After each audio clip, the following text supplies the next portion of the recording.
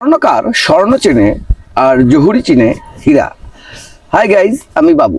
এসজেস ফালতু কথায় আপনাদের সবাইকে অনেক অনেক শুভেচ্ছা, অভিনন্দন ও ভালোবাসা। আশা করি আপনারা সবাই ভালো আছেন, ভালো থাকুন, সুস্থ থাকুন এবং বর্তমান প্রেক্ষাপটে সাবধানে থাকার চেষ্টা করুন।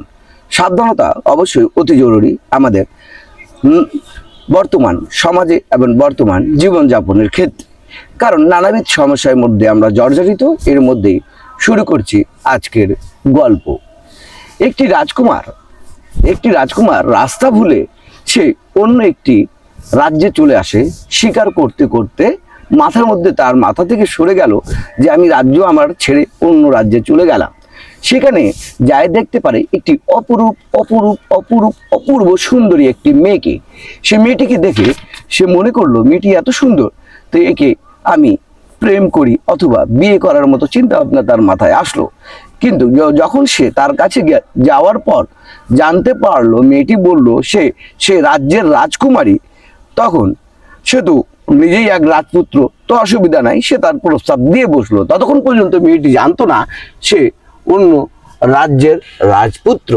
এভাবে করে তাদের মধ্যে প্রেম আস্তে আস্তে আস্তে আস্তে দীর্ঘায়ু হওয়া শুরু হলো। হতে হতে হতে হতে এক সময় তাদের মধ্যে গভীর সম্পর্ক তৈরি হলো এবং দুজনকে বাদে চিন্তা ভাবনা করতে পারে না। তারা দুজন সর্বদাই দুজনকেই নিয়ে চিন্তা করত। এভাবে করে তাদের সাথে প্রেম প্রেম প্রেম প্রেম গভীর প্রেমে মগ্ন। এক পর্যায়ে সে রাজকুমারী সেই অন্য রাজার ছেলে যে রাজপুত্র আছে তাকে নিয়ে তার দরবারে যায় হাজির। এবং তার বাবাকে যখন তার বাবা জিজ্ঞেস করলো তুমি কে, তখন সে বলল আমি অমুক রাজ্যের রাজপুত্র, রাজার ছেলে। তাদের মধ্যে সেই রাজ্য থেকে এবং যে রাজ্যের সে রাজপুত্র, দুই রাজ্যের মধ্যে তাদের দণ্ড ছিল। দণ্ড এমন ছিল যে সেটি হচ্ছে দা কুমড়ার মতো দণ্ড। যাই হোক, রাজা বলল যে তুমি একা এসেছো, এই কারণে আমি হয়তোবা তোমাকে ছেড়ে দিচ্ছি। তুমি যদি 2-4 জন সেনাবাহিনী নিয়ে অথবা ঘোড়া যোগে যদি আমার এখানে আসতে, তবে আমি কখনো তোমাকে ছাড়তাম না, তোমাকে হত্যা করে দিতাম। যাই হোক, তোমার সাথে আমার মেয়ের বিয়ে দেওয়া সম্ভব নয়। এর এক পর্যায়ে সে ছেলেটির মাথার মধ্যে বুদ্ধি আটলো, যখন সে আমাকে বিয়ে দিতে চাচ্ছে না, তবে কি করা যায়। তবে সে চিন্তা করে দেখলো যে মেয়েটিকে নিয়ে বা রাজকন্যাকে নিয়ে সে রাজপুত্র পলায়ন করবে। এখন পলায়ন করার জন্য তো তার একটি বাহনের দরকার। এখন কি বাহন নেওয়া যায়? সে ছুটে চলে গেল ঘোড়াশালের মধ্যে। ঘোড়াশালে যায় জিজ্ঞেস করলো যে তোমার ঘোড়াশালের মধ্যে সবচেয়ে দ্রুতবেগী যে ঘোড়া আছে সেই ঘোড়াটি তুমি আমাকে দাও। তখন সে ঘোড়াশাল বলল এই হচ্ছে ঘোড়া, আমার এই ঘোড়াশালের মধ্যে সবচেয়ে দ্রুতগামী ঘোড়া, এত বিদ্যুৎ গতিতে সে ছোটে। কিন্তু জনাব, এই ঘোড়ার একটি সমস্যা আছে, সে পানি দেখলে সে আর আগায় না, পানি দেখলে সে থেমে যায়। কারণ এটা জেনেটিকভাবে তার পরিবার চক্রের মধ্য থেকেই চলে আসছে। তার পরিবারে যারা ছিল তারাও পানি দেখলে আটকে যেত, তারা আর আগাইতো না। এই ঘোড়ার একটি সমস্যা।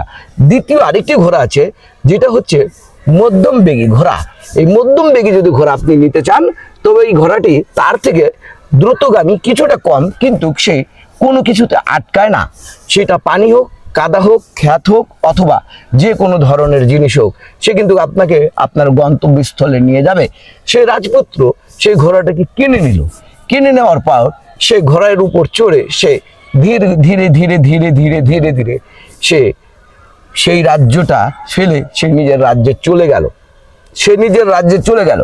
কিন্তু চিন্তা করেন, যার সাথে গভীর প্রেম ছিল, যাকে ছাড়া সে রাজপুত্র কিছুই ভাবতো না, তাকে বাদে সে একা চলে আসলো।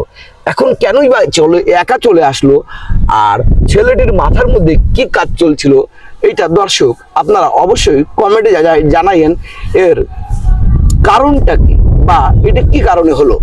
তো আমি বাবু, আজ এসজেস ফালতু কথায় আজ এই পর্যন্ত আপনাদের সাথে। আপনারা এই শীতের সময় বেশ সাবধানে থাকেন। বাসার বাইরে গেলে অবশ্যই গরম কাপড় নিয়ে যাইয়েন। আর বৃষ্টির দিনে যদি বের হন, অবশ্যই আপনার বৃষ্টিকালীন যে জিনিসপত্র লাগে, যেমন হচ্ছে ছাতা অথবা রেইনকোট, এটি ব্যবহার করুন, নয়তোবা অসুস্থ হয়ে যাওয়ার সম্ভাবনা থাকবে।